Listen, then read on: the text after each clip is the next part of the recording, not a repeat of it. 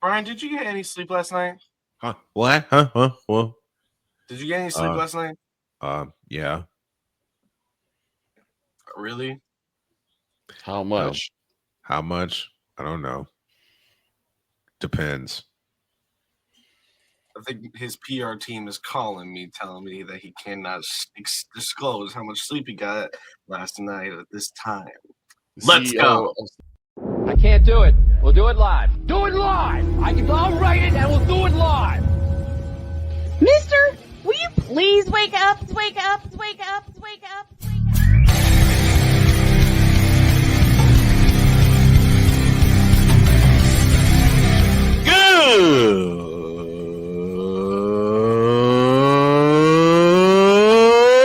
Good morning! Snowman here to all you Brock Purdy and San Francisco 49er haters. Shut up! I gotta thank you, Shane. I mean, whatever happened to the games where breaking 100 points was, I don't know, unusual?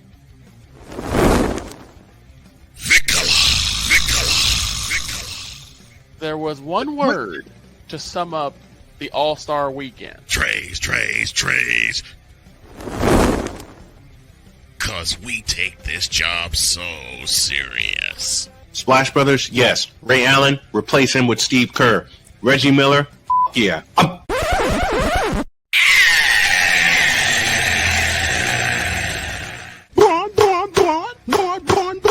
What in the all types of blue hell?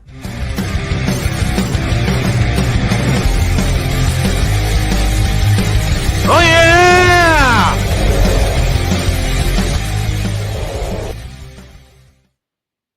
Time to start the party. Good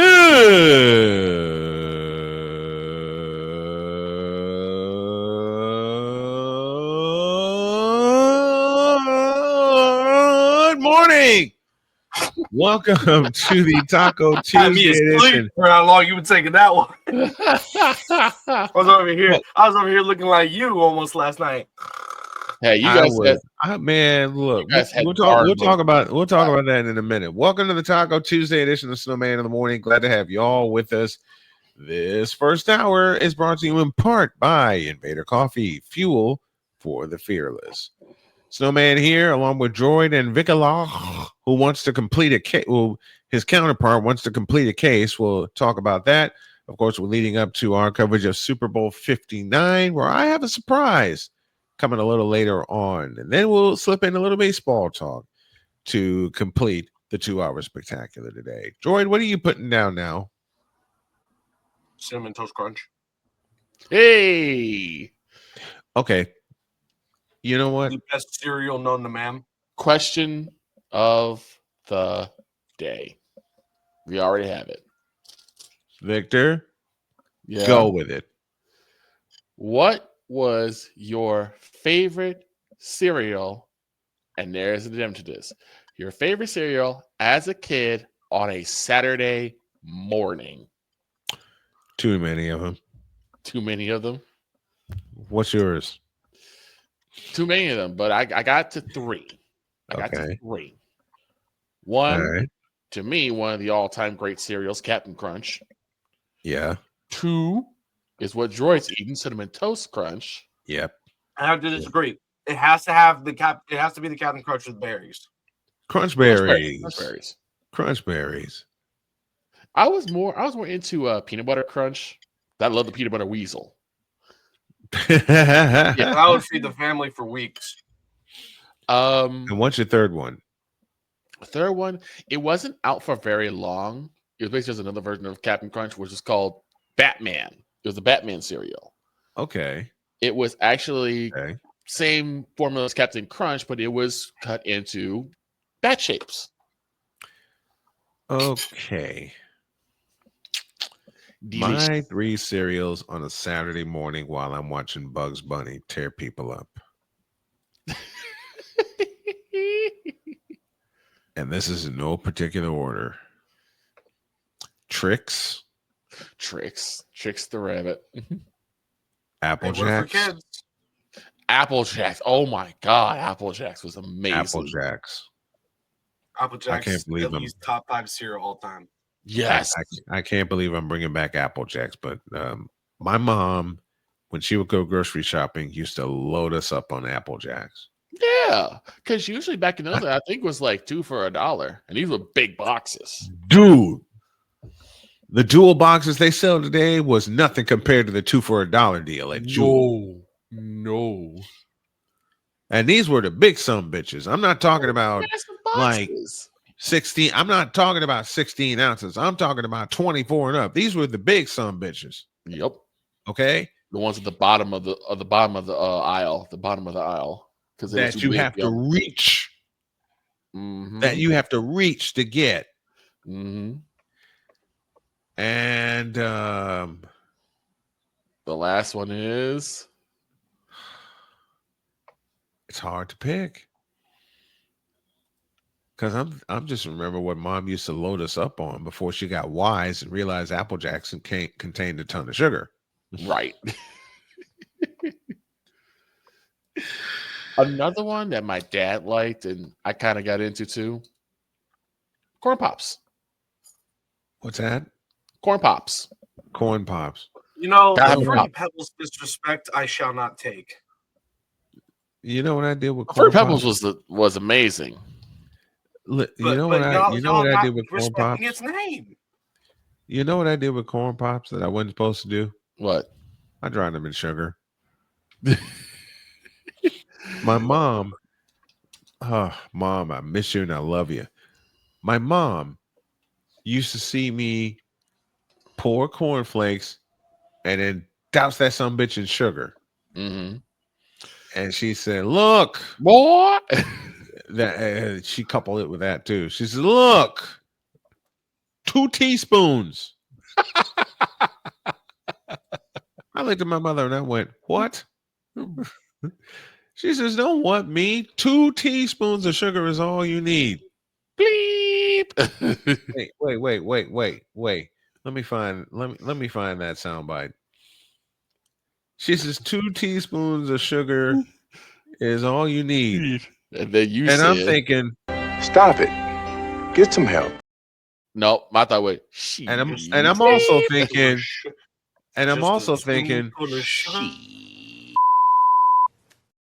right. That one. A spoonful of sugar helps the medicine. Medicine go down shut up. Mary Poppins has taken You know, airwaves. but not enough medication. My grandchildren love that. Listen. My grandchildren love that movie. Mm-hmm. But not enough medication will help Victor recover from this. This has been yet another Beating a Dead Horse presentation. Morphine helps. What did you say, Victor? I missed what he said. I said morphine helps. Oh, you are evil. I love it. True, okay. But you know, I got an adventure with morphine. Here's another good one before we get to that. Another good one my dad had was Corn Pops. But he told me this funny story because I was wondering, he would always eat his Corn Pops with chocolate milk. And I never understood him. Like, why? He said when he was on the base. And then you live with me, and we both did that. Right. Mess. So he was on the base when he was in the Marines. He was on the base, and they have ran out of regular milk, out of whole milk. Yep. The only thing that was left was chocolate milk or skim milk, and don't nobody God cereal with skim. Where's Lewis Black when you need him? Talking about skim milk. But he decided to just use chocolate milk, and he ate it ever since. He was hooked. All right, your adventures with morphine. I was working in Minnesota at Valley Fair. Mm-hmm. By the way, isn't this a sports show? We're gonna get to sports. You were eating. See, this is your fault because you were eating cereal. My fault. This is your fault. Just because I was eating cereal. You were eating cereal, and Listen, it went. I need to take my medications. I have ADHD medications I have to take. I understand that. In the army, but we're picking on you because you started it by eating cereal in front of us, and we decided to take it and go with it. Take advantage of it. We decided to take it and go with it. Now what happened? All right, I was working in Minnesota. At Valley Fair, I had a chance to go see a Twins game in the Metrodome. Went to the Twins game. Went next day, came back, went to work, slipped, and bang, concussion. Oh, no! I was working at Thunder Canyon when that happened. It took me to the hospital, and the first thing they determined I had a concussion, and I was out for 5 days. Oh, wow. I spent 3 of those days in the hospital, and they were injecting me with something. I had no idea what the hell it was. Then they told me. I said, "Why am I feeling loopy right now?" And the doctor said, quote, "Probably because you're full of morphine." What? I didn't know what the hell morphine was. What you mean? But I did ask this question. Can I have some more? I agree. Never had morphine, but I agree. When you hurt, I think the only thing I ever had that was like that was I had the ibuprofen ibuprofen. That's Tylenol. Yeah. You know what? Me and ibuprofen have been best friends since surgery. Me, ibuprofen, Tylenol, and gabapentin have been best friends since surgery. Ibuprofen supporting the Snow family since the 1800s. Yes. Yes. That needs to be a soundbite. Ibuprofen supporting the Snow family since the 1800s. Right. You know what? That's a drop. That's a drop. That's a drop to get on it. And that's also our question of the day. And our question of the day is brought to you in part by SeatGeek.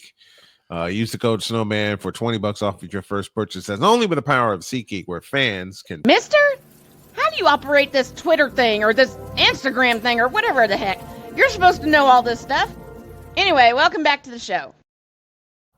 Welcome back, Snowman in the morning here on this Tuesday. And Droid is looking at me like he's mad at me. Why? Why are you mad at me? I was not paying attention. I was working on some Sudoku. And then I heard special guest. You woke me up. Woke me up. Ain't that the idea? Storylines for the Super Bowl. Storylines for Super Bowl 59 is what we're going to tackle next. We'll go to Droid first. What do you think the biggest, besides the fact? I don't care about the 3P. I don't care about the 3P. That's of course okay. That's the obvious storyline. Right. We're looking for the less than obvious. But this is Sirianni's chance to prove to Eagles Mafia, hey, I can coach. Okay. Yeah, I am an eligible coach. I can win you Super Bowls. Just give me time. Is this do or die for? This is do or die for Sirianni. It is. Because if he doesn't win this Super Bowl, he's out. That's what I was going to say. Especially if the Eagles are not going to be Chiefs again. After the Eagles won Super Bowl 52 in Minnesota, they were so used. They're used to winning now because they got the big one. Yep, they got the bug. Now they had a chance to win another one in Phoenix, Arizona. Didn't get the job done. Now they have a second shot at Kansas City. Mm-hmm. They have a second shot at Kansas City. And this one's in New Orleans. Let me just start with this. Who do y'all think is the better team going into the Super Bowl? Honestly, I'm going to say this as a Chiefs fan, Eagles. Eagles are the overall built better team. The O-line, I'll go by each positions. Right. And of course, key skills positions, but we're going to go by positions and I'll tell you who has the stronger. When you look at quarterback, I think it's pretty evenly matched. Jalen Hurts and Patrick Mahomes have had pretty mediocre regular seasons, but in the playoffs, they've both been amazing. And you look at wide receivers. I think the Eagles got it with the wide receivers by a long shot. You know, we got a lot of injured wide receivers. We have no Rashee Rice. We got no McCole Hardman. We got a lot of receivers missing. Yeah, we have Xavier Worthy. Yes, we have DeAndre Hopkins. Yes, we have Marquise Brown. But that means nothing when you got Devonta Smith as your wide and AJ Brown. Don't forget him too. Those two guys overall completely outdo the entirety of the wide receiver core for the Chiefs. And then you look at running backs. It's Saquon, no question about it. It's Saquon and nothing else. In terms of how, like, in terms of versatility, I'll give it to the Chiefs in terms of running backs. You know why? Because they can play both running backs and have no problems. Right. That's the only point I'll give it to the Chiefs. But in terms of overall running back, I give it to Saquon and the Eagles. And then you go to the offensive line. I give that to the Chiefs. They've let up 0 sacks in the last 2 games, while the O-line for the Eagles has let up a few. And then we move to defense. Corners, give it to the Eagles, man. Come on. Yeah. The Chiefs secondary is non-existent. The Chiefs secondary is non-existent. It has nothing good going for it. And then you look at D-line, I'll give that one to the Chiefs. You know, they have a high defensive lineman. You got Ndike Ozona, you got Jones, you got Karlaftis, and then you got Nick Bolton for linebackers. I give that to the Chiefs in terms of that middle of the field presence. Mm-hmm. And then for safeties, I give it to the Eagles. They have two of the best safeties in the NFC, if not the best safeties in the NFC, while both of our safeties have been injured since basically week 4. So in majority skill positions, I give the Eagles the upper hand. So what do the Chiefs need to do, not just have to do, but need to do to complete the slam? I think one of the big things is getting those third down stops and not allowing them a 4th and 1 opportunity. Mm-hmm. We talk all year. We need 4th and 2s. We need 4th and 3s. None of this 4th. I would say 4th and 5s. I say 4th and 5s is where you can't get it on a 4th and 2 unless you got Saquon Barkley. In this case, right? Yep. Right. Yep. So I would say, like, get it at least at 4th and 5. Force them to punt or force them to take a field goal. There's no room for error here. Let's go to Victor. Victor, tell me some of the storylines you're going to be looking at for Super Bowl 59. Can Saquon Barkley cap the dream? Can Saquon Barkley get the big one? He's had such a great season since he left New York. Yep. But can he finish it off? Can he a Super Bowl ring? Can he finish the job? That's a great storyline. That's going to be the big thing. That's a great storyline. I think there's only one problem with that storyline, and that is Jalen Hurts. Well, it's going to be of Sirianni. Thank you. There's going to be whether Sirianni can actually allow. If that's a case for Jalen Hurts, Victor, and you said it best. That's going to come back to Sirianni. Mm-hmm. But you get my point. As I said yesterday and today, I said this, but Jalen Hurts has got a lot to prove this Super Bowl. The last Super Bowl he was in was against the Chiefs, and they came up just short. But that wasn't entirely their fault. There was a lot of defensive discipline issues, a lot of offensive discipline issues. I believe I think the Eagles got flagged 11 times in Super Bowl 57. I don't remember, but I think they got flagged 11. I want to say they got flagged 11 times. And before we move on, Roger Goodell, shut up. You're not making the situation any better. He never does. Because he spoke on the fact that people saying that the refs are calling in favor of the Chiefs. Yeah, that's rigged for the Chiefs to be the 3 times. Goodell, shut up. You're the commissioner. You're the commissioner. You're supposed to talk to media and tell them lies. That's the entire point of being a commissioner. Lie. Yeah. Lie to protect. I would definitely say there's some dirty work going on. Lie to protect your product. There's a lot of dirty work going on. But the thing is, people are just focusing on the Chiefs. You didn't see the calls in the Eagles-Rams game? You didn't see the calls in the Eagles-Rams game? You didn't see the calls in the Eagles-Commanders game? Right. Come on. Like, I've been watching this game for years. Not as long as Victor, not as long as Brian, but I've been watching this game since I was born. And by God, both the Chiefs and the Eagles have been getting calls their way. They have. And Errol Marks you can't deny it. You can't deny it otherwise. Both teams have been getting they've calls. had favorable calls. Yeah, and then you look and you remember what Errol Marks said. It's no longer about the team and the love of the game. It's about making money and making a product that makes you more money. It's about Vegas. It's about Vegas. It's about Vegas. And last but not least, here's the big part. It's about creating an entertaining product. They don't care if one team's better than the other. They're going to do their best to make the product entertaining. Which is why you see terrible calls, which is why you see all of that.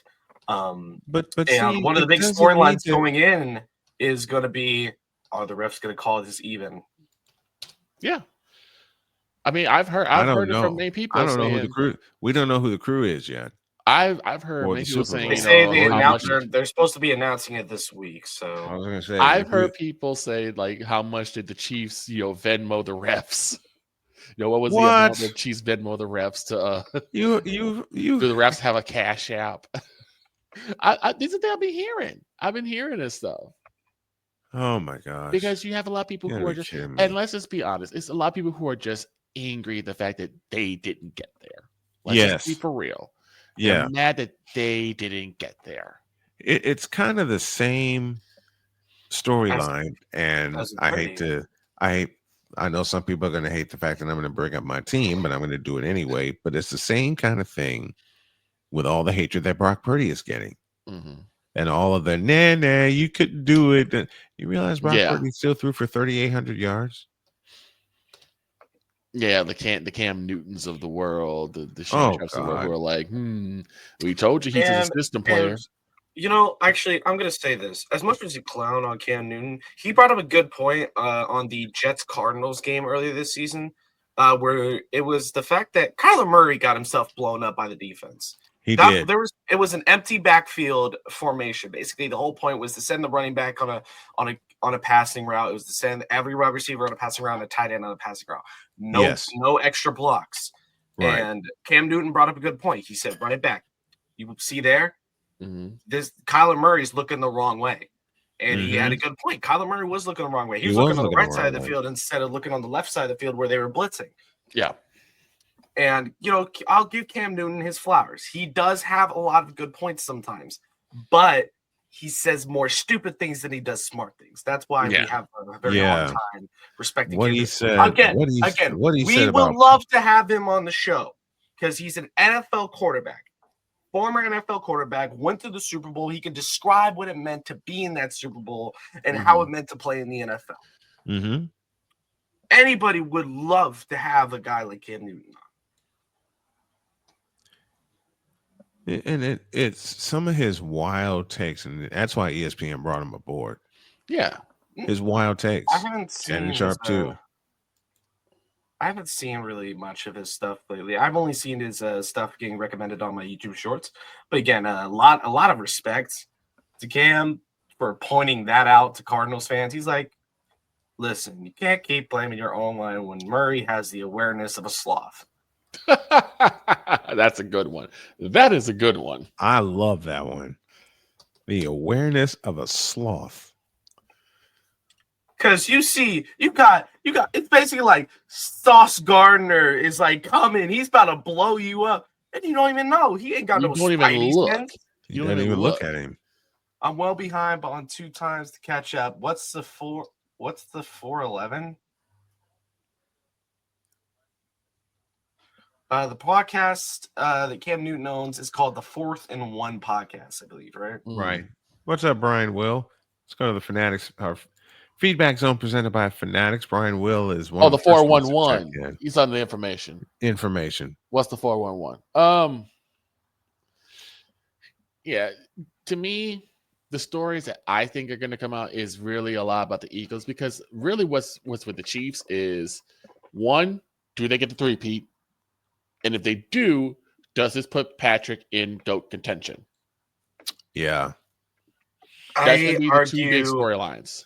You would think that would be a real obvious one, wouldn't it? As a Chiefs fan, I'm going to say this. He's 2 rings away from Hall of Fame. Well, he's Hall of Fame now. But he's 2 rings away from GOAT conversation. Yeah. He needs to win this year, and he needs to win another one. Okay. Yeah. Before I can consider him even one of the greatest of all time. Because Right. Joe Montana, I agree. because right now he has 3 rings. Yeah, Yep. it's 3 rings. 3 rings. He's looking for a 4th. That would basically tie him with Montana. If he gets a 5th, then I'm like, okay, he's amazing. He's one of the greatest of all time. Right. And I will never say he is the greatest. I will say he's one of the greatest. Yep. Mm-hmm. That's what I say all the time. One of. I agree. I don't think there's a definitive greatest of all time in the NFL, and I will die on that hill. You know what? I'll die on that hill with you, because many will argue with me about who is the greatest, and they'll give their reasons as to why. And Troy has 3 too. You can't really appoint a greatest of all time. You just can't. Again, and here's the biggest difference between football and basketball. Brian, you did not. What? I see that. You did not. No. What? Let's take a break, folks. No. Let's take a break. What? And my surprise when y'all get back. Mister? How do you operate this Twitter thing or this Instagram thing or whatever the heck? You're supposed to know all this stuff. Anyway, welcome back to the show. So Droid's mad at me because I pulled a fast one. What? I didn't tell you guys this, but I have a very special guest joining us right now. Okay. Ladies and gentlemen, please help me welcome 2-time Super Bowl champion from the New York Giants, Gary Reasons. Here he is right now. What's up, Gary? Thanks for coming back. It's all great, guys. Hello, what's happening? This is an honor. Super Bowl week is in full effect. You've been to the big game on 2 occasions. Let's start with this. Describe what that crazy week is like, especially when you got either A, to Pasadena, or B, to Tampa. Describe that week. You know what? It comes and goes in a blink. And unfortunately, the guys, they're all trying to take advantage of the experience, right? You know, you want to maximize everything. And when you think about it as a player, it's all about, you know, how did you get here? You know, and it was first a team journey, but then you start to look introspectively about yourself, your career, who helped you along the way, your coaches, your family, you know, really everything that goes into it. Because when it's all comes down to it, this is what you're trying to get to. Yes. You're trying to win one of those. Yes. And when you can do that and put that on your mantelpiece, it's there forever. And these guys are just trying to enjoy the time that they have together and get prepared for the game of their life. And it just comes so fast, and there's so many moving parts that it's just really hard to describe. The first one where y'all were in Pasadena for Super Bowl 21. Did you guys stay in proximity to Pasadena, or did you say somewhere well away from the site? Yeah, we were on the south side of town of LA, basically, because we actually practiced at the Rams facility back then when the Rams were there, and so we were on the southwest side of town, so it wasn't too distant. And so then we traveled north of LA to Pasadena to get to the game. So, but it really wasn't too bad. So we had a little bit of a commute, but not too bad, and you just kind of soak it all in. When did when you clinched the win against the Redskins? When did the game part of the preparation for the Super Bowl against Denver begin? When did that begin? And take us through that process. Yeah. So really, what happened with our first Super Bowl, Super Bowl 21, we had the full 2 weeks. You know, with Super Bowl 25, it was different. We only had 1 week because we were in the Gulf War, and we just went right from San Francisco to Tampa for that game. But for this one, we had 2 weeks, and so we really need an extra week for all of the team to prepare, basically for travel, for your families, for everything that you need to do, and get tickets to people that you have. And you know, we each were allotted an allotment of 25 Super Bowl tickets per player, which is really pretty generous by the league, and that's been a standard now for moving forward for all NFL players who make the game. They get an allotment of tickets to utilize. So you have to kind of decide where those are going to go and who's going to get them. And it's pretty interesting on how that all comes. But you really do need that week, if you can do it, to have all the preparation that goes into it and the lead up time, and really give you a little chance to heal. A lot of guys have just kind of laid it out there all season long, and you want to play your best at the best time, right? So if you have a little extra week there to get a little better prepared physically, it certainly can help. Yeah, and you played, of course, under legendary Bill Parcells. What was it like playing? What was it like playing for the Tuna? What was it like playing for Bill Parcells? Well, I call it the magic of the two Bills, because Bill Parcells was our head coach, our leader. He was the guy that kind of created the culture around the football team. And Bill's a Jersey guy, so he knows how to work the Northeast, and so he had no trouble navigating the waters of the New York media and how to handle all that. And so he kind of talked to all of us individually, and he treated us all fairly, but he didn't treat us all the same. Everybody you had his little things that he would talk to you about to kind of get into your craw and try to make you a better player and motivate you a little bit. That was Bill Parcells. He found ways to motivate players to his benefit and the team's benefit and get the most out of you as a player. And with Bill Belichick, being our linebacker coach and defensive coordinator, we kind of had the best of both worlds, because we really had a real tactician as a coordinator in Bill Belichick, who really put in the preparation and put in the best situations for us to succeed on the field. And that's what you wanted with your coordinator, and that's what you wanted a coach. Put players in the best position for them to go out there and succeed on the field with a game plan. And we certainly had a lot of that. Then you get to the game day itself.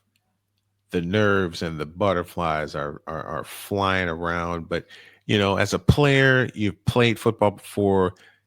You try to think of it as just another game, but it's not just another game. It's it's the Super Bowl, and there's more time that goes in to getting ready for it, to playing it.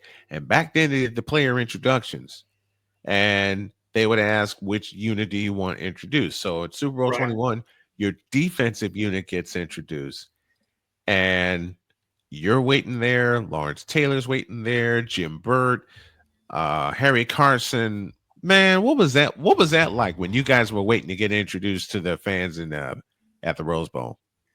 Well, it all culminates for each of us. Then that was our first experience to be in front of a global audience, really to have your name announced and recognized, and what university you attended, and those kinds of things. Yep. And so it's really a big moment. And really, just before that, we're in our locker room, sitting in front of our lockers individually, and you could hear a pin drop in there. And it was really quiet, because guys were somber. Guys were really just kind of taking it all in, and really for a lot of us, I think you think back about the journey of football, and then when you go down that tunnel and you walk out there to the field and you start feeling the energy of the stadium and the fans, and really understanding that you're going to be introduced to billions of people across the planet, and then compete in a football game. It really comes full circle to really understand what you work for your entire football career.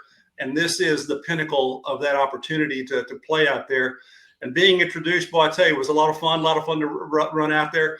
I use one of those clips in some speaking engagements that I do, as being introduced in front of the fans in Pasadena, and running out there, and it never gets old to see that.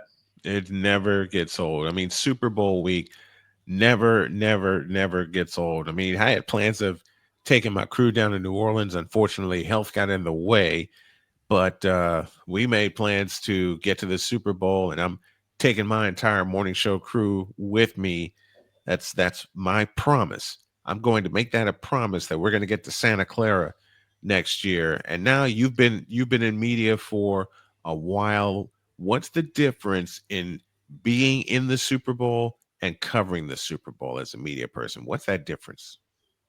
Well, if you've been in the game, you have a little bit of an insight as to what is actually going on and how things are, or why and how they do the things they do from the NFL's perspective. And really it kind of gives you an insight to really what you can look for the teams leading up to the game and really what's going on. And then ultimately, the game itself. But, it's such a spectacle, and Brian, it's been growing ever since. And since we played Super Bowl 21 and 25, they seem like they're, it's a long time ago. But it seems like really ancient history, doesn't it? Yeah, it does. It just seems like yesterday to me. And I sit here in my office and I got a lot of trinkets up on the shelves and things that kind of remind me of just how special it was. And I'm looking over here at photographs of my son. I'm holding my son up in pictures of Super Bowl 25 when he was there. He was just a 5-year-old kid, so yeah. It was pretty cool. But those are the kinds of things that people don't really understand, that it's a game that has grown so fast and really so well over the years that being a part of it from a player's perspective, and also now as a media member myself, when I cover football, I look at it really with a pretty good lens. I've got a pretty good eye for what's going on out there. Isn't it fun covering this? Being a part of Super Bowls for as long as you have. Isn't this fun? It is. It's enjoyable for me to really talk about it, to share the experiences. And, I actually look at some of the guys today, and, I was actually looking at something this morning, some interviews and things that are going on with these guys. And, I would think to myself, man, I was right there. That was it. I was there 25 years ago doing this stuff, and it just brings back a lot of memories, and it's really pretty cool. And I like to see Brian, the ascension of these players and really these teams, and for them to get to this pinnacle, this moment, because I know it's so meaningful. It seems like it's old hat. You talk about the Kansas City Chiefs getting there, multiple times and winning a potential three-peat. That's not easy to do. Do not play that down in any way. That is something that would be miraculous and really a game changer in today's NFL football world, because I'll tell you this, it is hard to win every week. It is so hard. It is, man. Mm-hmm. And you could take the worst team in a record sense and playing the best team in a record sense, and you could have the outcome of that ball game that you don't expect, because it just happened, all comes together for that team in that moment.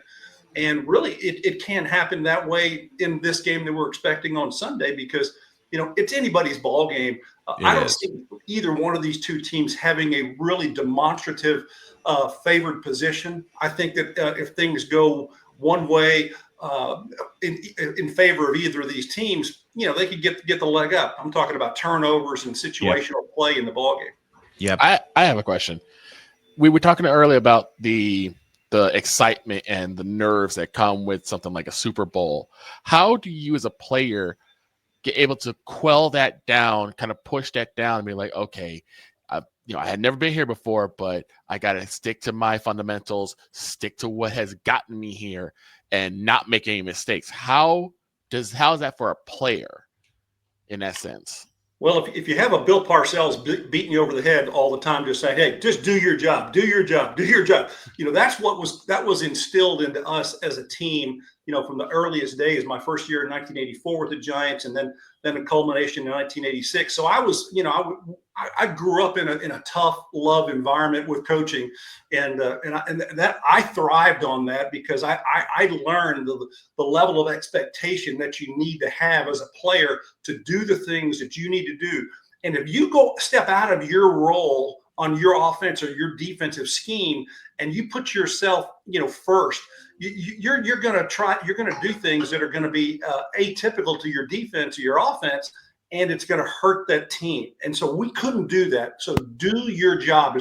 Bill Belichick preaches that all the time, and that's exactly what you have to do, because guys who are trying to do something individually on the field that just counter to the team goal, the team aspect, and what you're doing collectively, it can really hurt you. And so I always kind of put that first, and I thought about all of those things. And so all the fanfare and everything, once the lights are on, the game is kicked off, it's just another game. It really is. And so, but it happens, the speed of this game is going to be like no other that these players have played in. It is going to be the fastest game ever that they have ever imagined.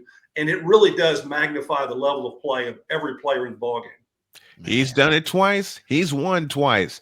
That is middle linebacker Gary Reasons, number 55, joining us here on our Super Bowl week coverage on Snowman in the Morning. Gary, love you, brother. Thank you so much for coming on. Very appreciated. Thank you so much. My pleasure, guys. Great to talk to you again, and enjoy the ball game this weekend. Thank you. Thank you very much. That, ladies and gentlemen, is two-time Super Bowl champion Gary Reasons from the New York Giants. He joins us via the Invader Coffee guest line. That's what I'm trying to say. Invader Coffee guest line. Invader Coffee, fuel for the fearless. Wow. Fun. Again, like sitting at the learning tree again. And I love how he was explaining, don't get out of what you're supposed to do. Don't get out of what you're supposed to do. A lesson I've had to learn several times. And the fact that he talked about a tough love environment, that is what's missing in a lot of NFL teams. Isn't it? Okay. And yes, I am throwing my Cowboys all the way under the bus about this. You're throwing them under the semi, but keep preaching. Because they don't have that there. You can tell they don't. The Bears don't. You tell the Bears do not have that. I don't think the Seahawks have that either, especially now that Pete Carroll's gone. Nor do the Cardinals. Nor do the Cardinals. Nor do the Browns. Nor do the Browns. There's no tough love culture anymore. Everyone coddles and caresses. It's like, I understand you don't want these guys to get down themselves, and trust me, I get that. Yeah. But at the end, this is a tough league, a tough business, and you have to get that tough skin. Yes. Yes, you do. Yes, you do. That was fun.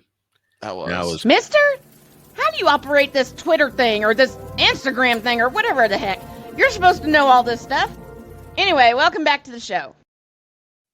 Thank you, Gary Reasons, for joining us via the Invader Coffee guest line. And Jordan, why are you peering at me like that? Did I surprise you? Shut up. Did I surprise you with that fast Shut one? up. No, man. And the great part is I led right into a commercial with that. Yep.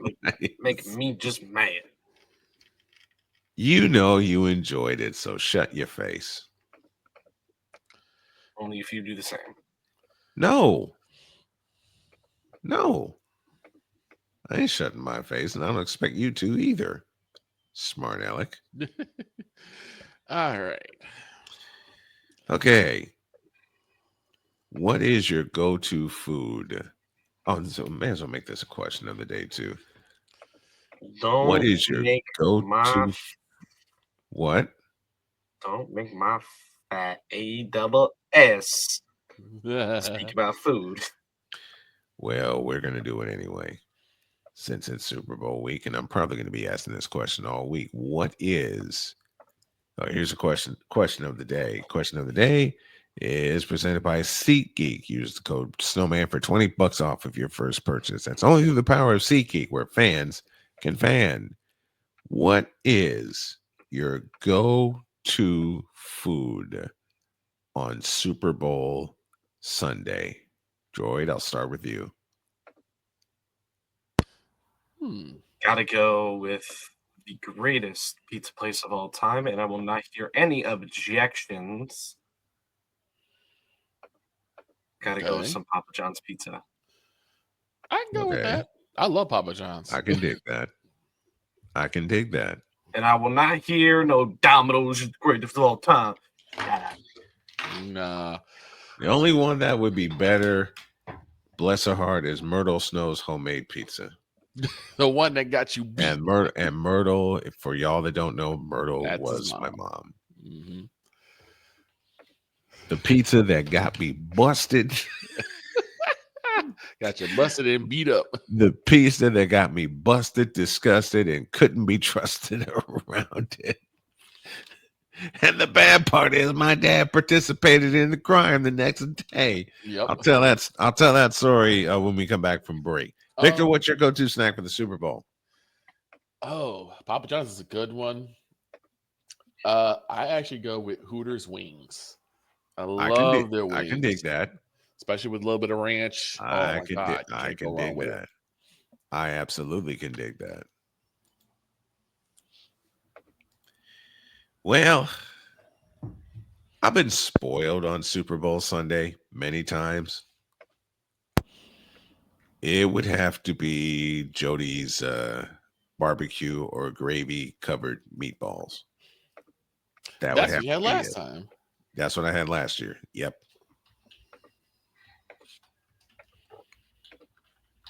I remember that. That's a good one too. But we have a couple more that we do. We do a gigantic cheese ball. Of course, we have the meatballs. I normally would fix some hamburgers. Droid, why are you falling asleep?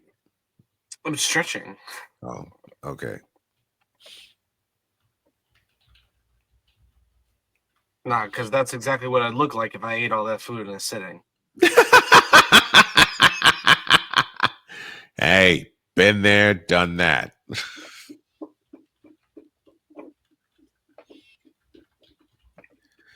Been there, done that, got the t-shirt, burnt the sumbitch when I got done with it. Burn it when I got done with it. Yeah, mine would be Jody's crock-pot cooked meatballs. Another good one when you're on a budget is White Castle sliders. You know, listen, I hate what you did to me one Super Bowl Sunday, Victor. 2 of them, as a matter of fact. The crave crates. The big ass crates. We each bought a crate. Victor bought a crate from White Castle, and I bought a crate the first time we watched the Super Bowl together. Man, that crate was destroyed before the player introductions. Man.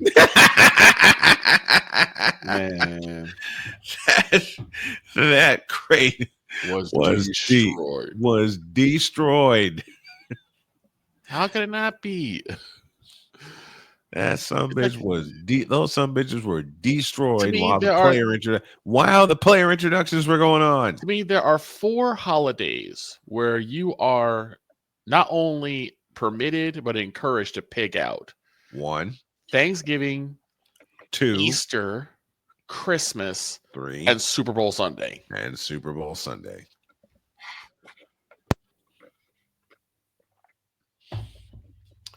Don't have me talk about Easter meals. Oh my God. Don't have me talk about Super Bowl meals either, because Mom used to, you know this, Victor. Mom used to cook up some stuff. My grandmother would be up at 6 a.m. cooking everything. I mean, chicken, rice and beans, turkey, all ham, greens. Yes. Give me 14 more, please. Right.